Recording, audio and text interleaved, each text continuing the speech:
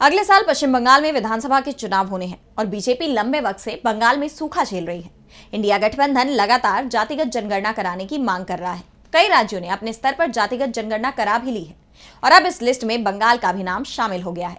बंगाल चुनाव को देखते हुए इसे ममता बनर्जी का बड़ा दांव माना जा रहा है, जिससे बीजेपी घिर गई है।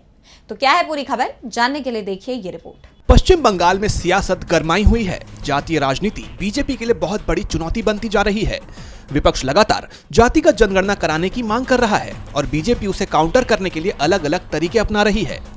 हाल ही में ममता बनर्जी ने पश्चिम बंगाल में वोटर लिस्ट में गड़बड़ी किए जाने का मुद्दा उठाया और अब उसे काउंटर करने के लिए बंगाल बीजेपी नेता टीएमसी सरकार पर जाति आधारित सर्वे के जरिए तुष्टीकरण की राजनीति जैसा आरोप लगा रहे हैं। बिहार के बाद तेलंगाना में भी जातिगत जनगणना हो चुकी है, लेकिन बीजेपी की तरफ से वैसी सख्त प्रतिक्रिया कभी नहीं जताई गई जैसा उसका स्टैंड पश्चिम बंगाल में देखने को मिल रहा है। पश्चिम बंगाल बीजेपी के महासचिव जगन्नाथ चैटर्जी ने कहा कि टीएमसी सरकार जाति आधारित सर्वे कराकर सांप्रदायिक भेदभाव को बढ़ाना चाहती है। उसका मकसद मुस्लिम ओबीसी को फायदा पहुंचाना है और हिंदू ओबीसी को नुकसान पहुंचाना।